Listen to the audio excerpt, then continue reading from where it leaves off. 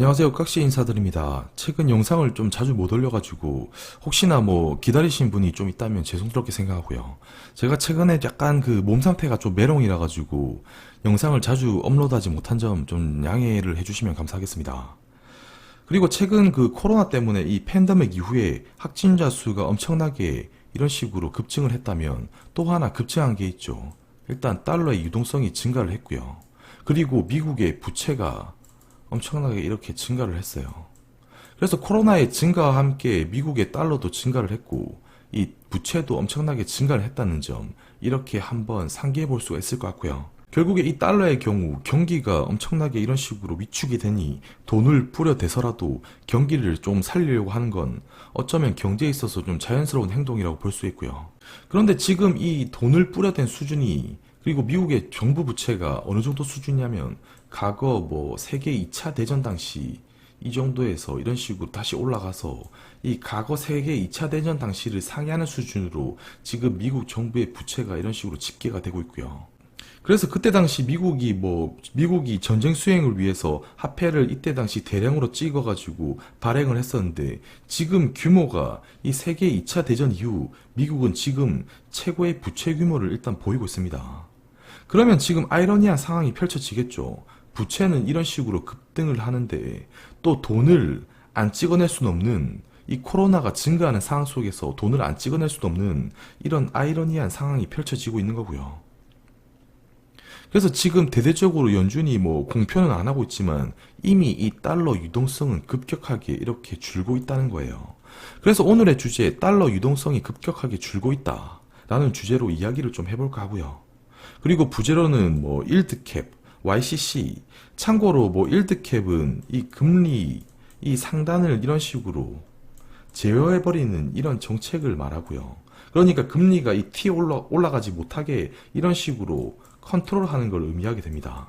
그럼 오늘도 본격적으로 영상을 시작하기에 앞서서 구독은 공짜, 좋아요는 설레는 마음으로 알람 설정까지 한번 부탁드리고 시작하도록 할게요. 사실상 근본 코로나 발병 이후에 연준의 자산 매입 규모가 지속적으로 이렇게 늘어남을 알 수가 있죠. 그래서 이른바 국채 매입 규모를 이런 식으로 확대시키면서 달러의 이런 유동성을 불어넣는 행위를 이 차트에 보시다시피 3월 초부터 급격하게 이렇게 진행했음을 알 수가 있어요. 그런데 이런 그래프만 봐도 이거 이때 상황이 이 녹록지가 않았구나, 이런 식으로 연준이 자산 매입 규모를 급격하게 늘리는 걸 보면서 이때 상황이 과연 녹록지 않았다는 것을 우리는 짐작해 볼 수가 있는 거고요. 그래서 이때 3월 23일 날 대규모 이 QE, 무제한 QE를 발행하면서 이 자산 매입 규모가 가파르게 이렇게 증가하는 모습을 보이고 있습니다. 그런데 말입니다. 제가 오늘 언급하고 싶은 이야기, 왜 갑자기 6월 들어서 연준은 매입 규모를 축소를 하는 걸까? 사실 이런 말을 좀 달리하면 이제는 이 사태가 과거 이 시기만큼은 아니고 좀 진정이 되었다고 볼 수도 있는데요. 그 이유인즉슨 이 금리 스프레드를 보면 알 수가 있는데, 금리 스프레드가 이런 식으로 급등한다는 것은 지금 시중에 달러가 매우 부족하구나, 이렇게 해석해 볼 수가 있고, 반대로 이런 식으로 완화되어 나타나는 움직임은 시중에 이 달러의 유동성이 그래도 이 풍부해지고 있구나, 이렇게 해석해 볼 수가 있습니다. 그러니까 이런 식으로 지금 유동성이 매우 이렇게 완화되는 이런 국면에서 더 이상 연준이 이렇게 가인부양을 할 필요가 없다고 느끼는 거고요. 그래서 지속적으로 이런 흐름이 펼쳐지는데, 연준이 매입 규모를 지속적으로 확대시키는 것은 어쩌면 이는 연준에게 부담이라는 거예요. 왜냐?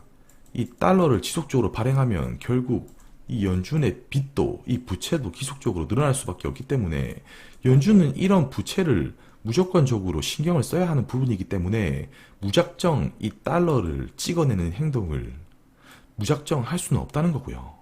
그래서 이런 시중의 유동성이 지금처럼 이렇게 앞으로도 이런 식으로 풍부해진다면 자산 매입을 지금 축소시키는 것은 어쩌면 이 당연한 연준의 행동이란 겁니다. 그래서 이는 자칫하면 연준의 자산이 이런 유동성이 지금 풍부함에도 불구하고 연준의 자산이 이런 식으로 급증할 경우 이 오히려 이렇게 가잉부양을 불러올 수도 있고요. 그래서 연준은 기회가 된다면야 이런 부채를 신경도 써야 되기 때문에 지금 이미 사상 최대의 이 미국 정부가 부채를 기록하고 있기 때문에 연준은 분명히 이런 자산 매입 규모를 줄이고 싶어 할 것이고, 그런데 이런 연준이 자산 규모를 줄였을 때 연준이 또 두려워하는 게 이 경기의 위축이 조금 두렵다고는 할 수 있어요. 그래서 자산 매입 규모를 자칫 줄이겠다 이렇게 시장에 공표를 할 경우 시장이 충격에 휩싸이지 않을까 하는 두려움이 일단 남아있다고 볼 수가 있을 것 같아요. 일단 이 3월 말 이후에 지속적으로 이렇게 자산 매입이 축소되는 움직임을 이렇게 보이고 있고요. 그런데도 불구하고 여전히 이 매입 규모가 이 3월 전보다 비교해서는 엄청나게 지금 많은 수준이고, 그래서 앞으로 QE 규모를 이런 식으로 더 축소할 가능성이 있긴 하지만 앞으로 이런 식으로 더 매입 규모를 축소하면서 이 발언을 하고 공표를 할 경우 이 시장에는 이 다시금 충격으로 이어질 수 있다고도 생각이 됩니다. 그래서 과거 2013년에 이 버냉키 의장이 한번 그때 당시에도 이 매입 규모를 줄이겠다고 발언한 이유, 이 시중의 이 미국 10년물 금리가 이런 식으로 가다가 이렇게 급등하기도 했었고요. 이때 당시 이 충격을 먹었던 걸 감안하면 지금 이 파월 의장도 과거 이 버냉키 쇼크처럼 이런 부분을 신경을 안 쓸래야 안 쓸 수가 없을 것 같아요. 연준의 경우 앞서서도 얘기했지만 이 부채와 그리고 가잉 부양 가능성 이런 걸로 인해 가지고 이 매입 규모를 앞으로 더 줄이고 싶어 할 거고요. 물론 전제는 이 충격이 없다는 전제가 있어야 될 거예요. 그래서 언제나 이 연준은 이 매입 규모의 축소를 두려워해요. 그래서 과거 시기에 2013년에 버냉키 의장 당시에도 이 매입 규모 축소 발언을 한 이후에 시장이 충격을 먹었던 이력이 있고요. 그래서 앞으로 이 만약에 매입 규모 축소가 가파르게 진행이 된다면 시장은 과거 이 버냉키 쇼크 당시처럼 겁을 먹고 10년물 금리가 이런 식으로 재차 급등하고 폭등할 수 있다는 거고요. 그래서 연준은 이런 시장의 오해, 그러니까 이 자산의 위축을 지금 원하고 있지만 이 위축이 됐을 경우 시장이 느끼는 이런 공포감, 이 공포감의 오해의 가능성을 어떻게 해서든 통제하고 싶어 할 거예요. 그래서 매입 규모를 연준이 이런 식으로 축소함과 동시에 안정적으로 금리를 이렇게 관리할 수 있는 이 10년물 금리를 여전히 낮은 수준에서 이렇게 관리할 수 있는 이런 수단을 고민하게 되는데 그 고민 과정에서 일드 캡이 거론될 가능성이 높다는 거고요. 그래서 제가 얘기하는 게 뭐냐면 과거 이 연준의 자산이 이렇게 증가하다가 이런 식으로 축소가 될 경우 과거에는 이 시중금리 10년물이 이런 식으로 튀어오르는 이력이 있었는데 이런 상단을 제어하기 위해서 이런 일드캡이 거론될 확률이 매우 높다는 거고요. 그래서 약간 그 일드캡의 경우 약간 좀 깡패 같은 게 뭐냐면 QE의 경우에는 매입 규모를 특정해가지고 얼마를 앞으로 매입하겠다 이렇게 공표되는 데 반해서 일드캡의 경우 가격의 일정선을 이렇게 지정해놓고 이 금리가 올라가지 못하게 이렇게 상단을 제어해놓고 그 부분을 이렇게 지속적으로 타겟팅하면서 매입 규모의 이 부담에서 상당히 자유롭게 진행이 되고요. 그래서 연준의 정책적인 이런 담보라고 해야 하나, 이런 신뢰성을 담보로 해가지고 채권 매입 규모가 급감을 하더라도 적극적으로 이 시장이 이런 그 특정 가격대를 지속적으로 적극적으로 매수해주면서 이런 식으로 금리가 관리가 됩니다. 그래서 과거 2016년 이 YCC를 이렇게 도입한 일본의 사례를 이렇게 보더라도 이때 당시 일본의 경우도 당시 매입 가능한 이런 채권이 부족해서 시장금리가 이런 식으로 큰 폭으로 상승을 했고요. 그런데 일본의 경우 또 금리를 또 안정적으로 유지는 하고 싶고 그래서 이 선택이 된 게 결국 일드캡이고요.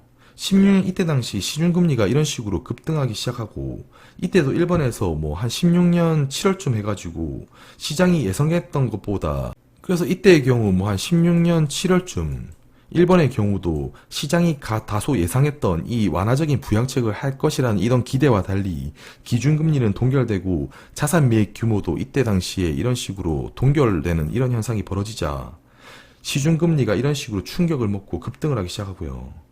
그래서 이제 이때 당시 이렇게 동결되는 현상이 나타나면서 이제 일본의 이런 정책 여력, 완화적인 정책 여력도 이제 거의 끝나가는구나 이러면서 이런 식으로 우려가 부각되기 시작하니까 시중금리가 이런 식으로 급등되는 현상이 나타나기 시작해요. 그래서 이렇게 10년물 금리가 급등함을 볼 수가 있고요. 그래서 이때 당시에 시중금리의 이런 상단을 제어하면서 일드캡을 이렇게 씌워버립니다. 그래서 이때 당시에 이런 금리 상승을 제어하기 위해서 추가적으로 9월에 이 자산 매입 규모를 거의 이때 당시에 더 늘리지 않고 동결하는 대신에 이 10년물 금리를 이런 식으로 마이너스 0.1%에서 플러스 0.1%로 이렇게 가두리 쳐버리면서 타겟팅하게 되면서 일드캡을 도입하게 됩니다. 일본이랑 미국이랑 약간 그 다른 점은 이 미국의 경우 지금 두려워하는 게 약간 그 가인 규모로 번지지 않을까. 이 부분을 신경을 쓰는데 일본의 경우 결정적으로 이때 당시 매입 가능한 이 채권이 부족해서 이 시장금리가 이렇게 상승했고요. 그래서 자산 매입 규모는 줄이면서 안정적으로 금리를 유지하고 싶어 할 때 이런 식으로 일드캡이 거론이 될 것이라는 것입니다. 그래서 앞으로 일본은 이 0%, 그래서 과거 일본의 경우 0%를 중심으로 이렇게 타겟팅하는 이런 식으로 일드캡이 도입이 되었었고요. 이는 국채를 이 적게는 사고 싶은데 더 이상 발행을 못 하겠는데, 그런데 금리는 이 나름 이렇게 안정적으로 이렇게 하향 유지하고 싶을 때 이런 식으로 일드캡이 거론되어서 시행이 됩니다. 그러니까 대략 한 16년부터 한 18년까지 한 2년 동안 이렇게 진행이 되었었고요. 그래서 궁극적 목표인 이런 국채 매입을 줄이고 금리를 안정시키는 이런 궁극적인 목표에 일본은 도달은 목표는 다 조기 달성했다고 좀 볼 수 있을 것 같아요. 그래서 수단적 목표인 이런 낮은 금리 유지에는 성공을 했고 시장을 안정화시키는데 기여를 했다고 볼 수가 있는 겁니다. 그래서 일드캡 적용 당시 아까 부유재의 자산 매입 규모는 이런 식으로 급격하게 축소되고 있는 중이었고 그 전에도 축소되고 있는 중이었고요. 그러니까 무작정 이런 식으로 화폐를 일본은 찍어낼 수가 없었고 이 찍어낼 국채 매입이 상대적으로 매우 이런 식으로 부족했기 때문에 어쩔 수 없이 이런 상황에서 일드캡을 적용할 수밖에 없었고, 이렇게 금리 비효제 자산을 축소시키는 과정 속에서 시중금리 이런 10년물은 급등할 수밖에 없었기 때문에 이런 금리의 상승을 억누르기 위해서 이때 일드캡을 적용하고 부유 자산은 이런 식으로 지수 매입 규모를 축소시켰다는 거예요. 그리고 이 차트는 일본의 10년물, 그리고 이 표는 일본의 인플레이션 이렇게 율을 얘기하고요. 이때 당시 그 일드캡이 이렇게 씌워진 이후에 아까도 이야기했다시피 그 VOJ 매입 규모는 이런 식으로 급감을 했고, 이렇게 급감에도 불구하고 10년물 금리가 이런 식으로 안정이 유지되었고, 일본이 약간 그토록 바라던 이런 그 저물가 기조를 탈피해가지고 거의 한 1.5% 수준까지 이렇게 물가 상승을 궁극적으로 일본이 그토록 바라던 목표 2%를 이런 식으로 도달하지 못했지만 일드캡 도입을 통해서 1.5%까지 이렇게 찍어주기도 했고요. 그래서 이렇게 생각해 볼 수가 있는데, 일드캡이 적용이 되면 결국 일드캡 자체는 엄청난 이 부양의 효과를 띨 수 있다는 거고요. 그래서 이런 일드캡 자체만으로도 경기 부양을 일으키는 효과를 낳을 수 있게 되는 것이므로 이때 당시 인플레이션 현상이 나타났던 이런 것만 짐작해 봐도, 그래서 궁극적인 일본이 바라던 2%의 물가가 도달하지 못했지만 본래의 목적이었던 이런 채권 매입 규모는 줄이면서 낮은 금리를 유지하겠다는 이런 조기의 목표는 일단 달성을 하고, 나름대로 이런 경기 부양을 일으키는 인플레이션 유발 효과도 이런 식으로 일으키게 되었다는 거예요. 그래서 앞서서 제가 일본 이야기를 했지만, 일본의 경우 사례를 들어서 이야기했지만, 저는 이 연준이 일드캡을 적용할 확률이 저는 매우 높다고 생각이 들어요. 과거 이 표는 1900년대 과거 이 표는 1942년부터 50년도까지 이런 달러의 가치를, 파운드 대비 달러의 가치를 나타낸 것이고요. 이때 당시에도 일드캡이 적용이 되었고, 일드캡 적용 당시에 달러의 가치가 매우 급감했음을 확인할 수 있고, 이는 분명히 일드캡은 이 달러 가치의 엄청난 약세 요인이 될 수 있다는 겁니다. 그래서 일드캡을 이렇게 적용하게 되면 금리가 튀어 올라가지 못하고 이런 식으로 가돌이 쳐지게 되고 상대적으로 타국가의 금리는 이런 식으로 올라가게 된다면 이런 금리차 격차로만 해가지고 엄청난 이런 달러의 화폐 가치 절하 요인이 된다는 거고요. 그래서 사실상 뭐 지금까지 행해져 온 지금도 이미 코로나 이전보다 대규모의 재정 지출을 시행하고 있고 거기다가 일드캡이 플러스 돼서 시행이 된다면 이는 사실상 엄청난 화폐 가치 절하 요인이 저는 될 수 있다고 생각을 해요. 그래서 이 부분이 오늘 중점으로 이야기하는 약간 그 키포인트가 되는 거고요. 그래서 오늘의 이야기 약간 그 정리를 좀 하고 마무리를 해보면 양적 완화 3월 말 이후 이 대규모 양적 완화 이후에 자산 매입 규모가 특히나 6월부터 해가지고 그래프가 이렇게 가다가 이런 식으로 좀 이렇게 매입 규모가 축소되는 움직임을 지금 보이고 있고요. 하지만 뭐 코로나 이전보다 이 매입 규모가 일단은 여전히 크다는 점. 그래서 뭐 유동성만 지금 풍부하다면 이미 근데 금리가 아까도 말씀드렸다시피 이렇게 매우 금리 스프레드가 매우 안정되는 흐름을 보이고 있고요. 그래서 금리가 안정하다면 연준은 지속 이런 식으로 매입 규모를 축소하고 싶어 할 것이다. 왜냐? 연준의 경우 가행 부채와 이 가행 규모를 이렇게 더 늘리게 될 경우, 자산 매입을 늘리게 될 경우 가행 부채와 가행 규모를 두려워할 것이고, 그리고 이미 이 금리 이런 테드 스프레드 그리고 뭐 이런 스프레드 금리 스프레드는 이미 안정적이라는 거고요.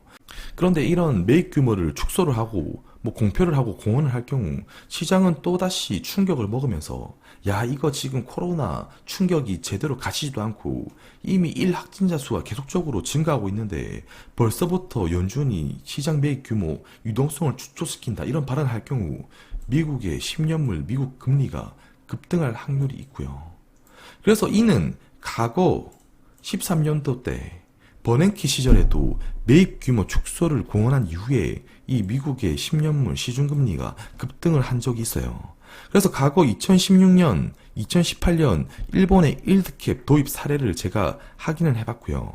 이때 당시도 시중금리의 이런 안정적 역할을 일드캡이 도모를 했다는 걸 확인을 할 수 있었고 이는 분명히 효과로서는 자산 매입이 축소가 유지됨에도 불구하고 시중금리는 안정적인 효과를 유발했었고 그리고 미약하지만 1.5%까지 거의 제로 수준의 이런 그 인플레이션이 1.5%까지 상승하는 이런 인플레 유발 효과도 뭐 궁극적으로 뭐 2%의 달성에 실패하긴 했지만 궁극적으로 인플레 유발 효과도 일으켰다고 생각해 볼 수가 있을 것 같아요.